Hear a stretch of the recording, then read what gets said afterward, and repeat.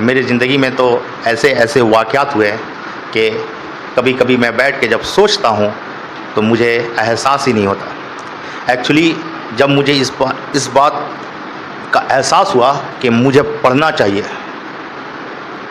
तब मैं जो है नेशनल लाइब्रेरी में जाकर अपना नाम लिखवाता हूँ।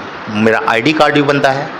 और जब कभी भी कॉलेज की छुट्टी होती, मैं सुबह 10 बजे नेशनल लाइब्रेरी चला जाता। नेशनल लाइब्रेरी आप लोगों ने देखा ही होगा, अगर नहीं देखे हैं तो मैं आपको बता देता हूँ। आप लोग अलीपुर जू गए हैं कभी? हाँ, अलीपुर जू जाइएगा। अलीपुर जू का गेट के सामने खड़े हो जाइएगा और अपना लेफ़्ट हैंड ऐसे उठाइएगा और 90 डिग्री पे अपना गर्दन को घुमाइएगा तो एक सामने गेट नज़र आएगा, उसमें लिखा होगा नेशनल लाइब्रेरी। इंडिया में नेशनल लाइब्रेरी हमारे कोलकाता में ही है। आप लोग जा सकते हैं। उसमें नाम लिखवाने के लिए यानी एंट्री करने के लिए कोई फ़ीस नहीं लगती। बस आप अपना नाम लिखवाइए। उसके लिए क्राइटेरिया ये है कि आपका उम्र एज जो है 18 साल से कम नहीं होना चाहिए। जब मैं वहाँ जाता पढ़ने के लिए सुबह 10 से, एक अजीब सा जुनून था मुझे। सुबह 10 से शाम को 5 बजे तक बैठकर मैं पढ़ा करता था। जब मैं रोज़ पढ़ रहा था तो एक दिन मेरे साथ ऐसा हुआ कि मेरे दिमाग घूम गया। क्या बताएं आपको, दिमाग काम करना बंद कर दिया मेरा। क्या मैं देखता हूँ कि बहुत सारे लोग हैं जो सुबह को आते 10 बजे के करीब, 10-11 बजे के करीब आते और दिन भर बैठ के पढ़ते रहते। हज़ारों लोग पढ़ रहे हैं और एक पिन ड्रॉप साइलेंट। मैं भी अब कोई भी किताब उठाता, कोई भी किताब मुझे अच्छी लगती, मैं लेके बैठ जाता पढ़ने के लिए। एक दिन मैं क्या देखता हूँ कि एक ज़ईफ़ आदमी सफ़ेद कपड़े पहने हुए है, ठीक से चलने नहीं पा रहा है, हाथ में डंडा लिए हुए है, धीरे धीरे आता, किताब निकालता और मेरे डेस्क के सामने वाले बेंच में बैठ जाता और बैठ के पढ़ने लगता। मैं देखकर उसे हैरान रह गया कि और मैं अपने मन में अपने आप से सवाल करने लगा, अरे यार, मैं तो यहाँ पढ़ने आया हूँ कि मेरे सामने पूरी ज़िंदगी पड़ी हुई है। मुझे ज़िंदगी में कुछ करना है, कुछ हासिल करना है, तो मैं यहाँ आके बैठ के पढ़ रहा हूँ। इस बुढ़े को क्या चाहिए? यकीन जानिए मेरे दिमाग में ऐसे ही कुछ सवालात पैदा हो रहे थे। इस बुढ़े को क्या चाहिए? इसका तो पाँव एक कब्र में लटका हुआ है और ये बैठ कर पढ़ रहा है।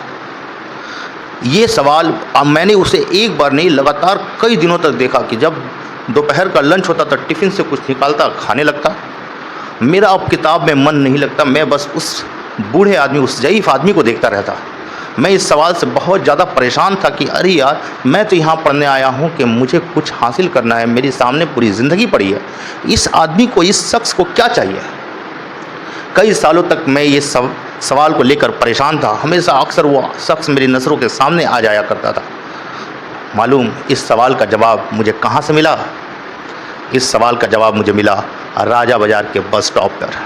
हम लोग अभी निकलते हैं, जाते हैं रास्ते पे, तो अभी बहुत सारे बस स्टॉप बने हुए हैं और कहीं पे स्वामी विवेकानंद की तस्वीर लगी हुई है और उनका कोटेशन लिखा हुआ है। ऐसी ही एक तस्वीर जो है राजा बाज़ार के बस स्टॉप पे है, जहाँ पर मौलाना अबुल कलाम आज़ाद, जो हमारे हिंदुस्तान के पहले वज़ीर तालीम थे, उनकी तस्वीर लगी हुई है। और उनकी तस्वीर के नीचे लिखा हुआ था, सीखो गोद से गोर तक। और इंग्लिश में लिखा हुआ था, learn the knowledge from cradle to grave. जब मैं ये कोटेशन पढ़ता हूँ तो मेरे दिमाग में जो सवालात चल रहे थे कि आखिर वो बूढ़ा शख्स पढ़ाई क्यों कर रहा था, मेरे दिमाग में ये सवाल का जवाब आ जाता है कि अरे यार, ये तो कोटेशन मौलाना अबुल कलाम आज़ाद ने कहा था कि सीखो यानी तालीम हासिल करो माँ की गोद से कब्र की गोद तक। सीखो गोद से गोर तक। गोद मतलब माँ की गोद और गोर मतलब कब्र की गोद, यानी तालीम हासिल करना शुरू करो माँ की गोद से लेके कब्र की गोद तक। ये इस चीज़ को जो लोग मजबूती से पकड़े हुए हैं वो लोग कामयाब है, और हम लोग इस चीज़ को छोड़ दिए हैं, जिसकी वजह से आज हम बहुत परेशान हैं। तो अपनी ज़िंदगी में तालीम हासिल करना, तालीम कुछ भी सीखना सिखाना, ये ताउम्र जारी रखिए। इंशाअल्लाह हम लोग भी कामयाब होंगे। खुदा हाफिज़।